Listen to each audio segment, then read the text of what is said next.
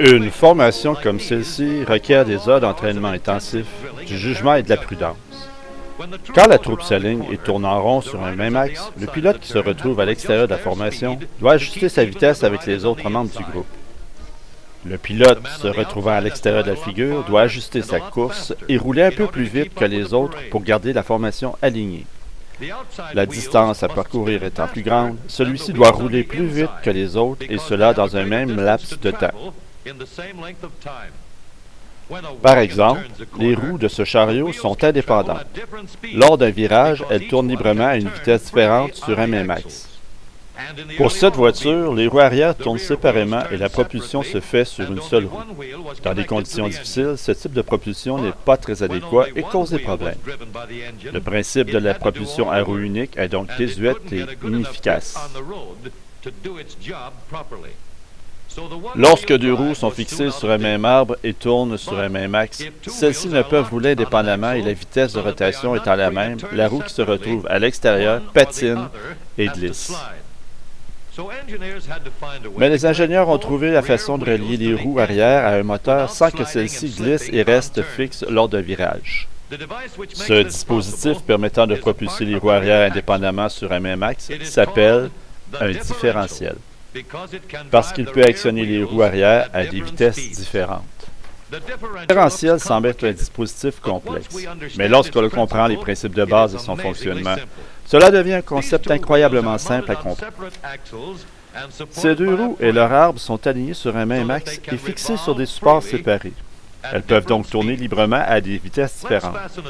Fixons une tige ou rayon à l'intérieur de chaque roue sur chaque arbre. Ces rayons permettent d'actionner les roues séparément à des vitesses différentes.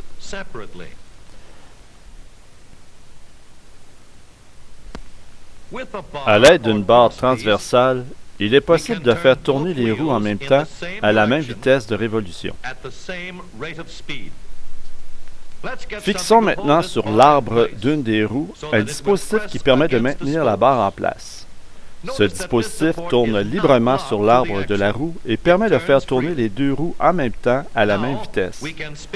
Ceci est parfait, tant et aussi longtemps que les roues doivent tourner en même temps. Mais regardons ce qui arrive lorsque celles-ci doivent entreprendre un virage. Avec ce dispositif, il est impossible de faire tourner une roue plus vite que l'autre.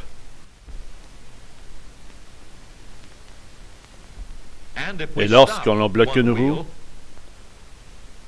l'autre reste immobile.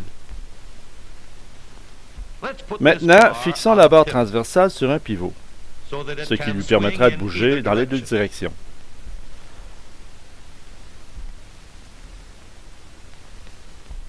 Les roues peuvent effectuer des rotations à la même vitesse. Mais grâce au pivot, une des roues peut continuer à tourner, même si l'autre est immobilisée. Mais si la barre va trop loin, elle perd contact avec les rayons et les deux roues cessent de tourner. Nous avons donc besoin d'une autre barre transversale et de plus de rayons pour plus d'efficacité. Lorsqu'on immobilise une roue, les barres transversales continuent à faire tourner l'autre roue. Tant que les roues tournent librement, les barres ne pivotent pas et les roues tournent à la même vitesse.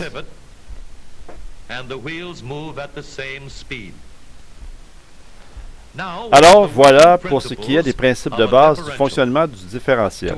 Pour adapter ce modèle à une automobile, nous devons effectuer quelques modifications.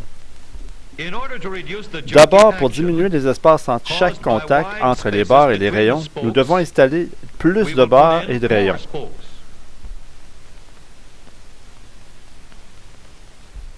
Pour améliorer le résultat, il faut que ces derniers restent continuellement en contact. Pour cela, il est nécessaire de modifier la forme des engrenages pour que ceux-ci gardent le contact continuel entre eux. Nous pouvons donc utiliser des engrenages plus gros et plus forts. C'est ce qu'on appelle les pignons d'un différentiel. La forme de leurs dents permet un mouvement souple et silencieux des roues. Lorsqu'on ajoute d'autres pignons satellites, il est possible d'adapter le mouvement de rotation des roues de façon indépendante. Le principe reste le même. Pour actionner le dispositif et faire tourner les roues, il est nécessaire d'ajouter un large pignon ici, relié à un autre petit pignon qui est relié à son tour à la source motrice.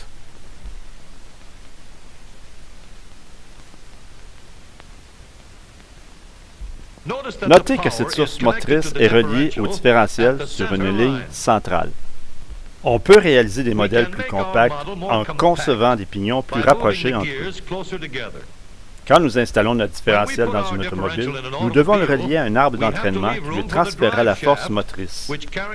Pour ce faire, il aurait fallu modifier le plancher de la voiture pour que cet arbre soit sous le plancher. Mais, si nous faisons cela, nous réduisons l'espace à l'intérieur de l'habitacle, ce qui oblige d'augmenter la hauteur du toit. Mais si nous voulons conserver un profil et un toit de voiture plus bas, il faudrait installer l'arbre au-dessus du plancher. Un arbre d'entraînement qui se retrouve à l'intérieur de l'habitacle représente un inconvénient certain pour le conducteur et les passagers et n'est pas pratique pour transporter des colis ou des bagages. Aujourd'hui, les ingénieurs ont trouvé une façon d'avoir une voiture plus spacieuse et plus près de la route sans la présence de l'arbre d'entraînement dans l'habitacle. Il suffit de modifier la forme des dents, de fixer l'arbre d'entraînement sur le différentiel dans un angle plus prononcé vers le bas. L'arbre d'entraînement est relié plus bas au grand pignon. Cette nouvelle position permet un roulement plus doux, plus sûr, plus résistant et plus durable parce qu'il donne un meilleur rendement grâce à un contact plus souple entre les pignons. L'automobile d'aujourd'hui, équipée de ce nouveau système d'entraînement, est plus solide et plus performante. Chaque partie du système d'entraînement à propulsion de la voiture d'aujourd'hui permet à chacun de voyager loin, en droite ligne, ou tout simplement de tourner en rond.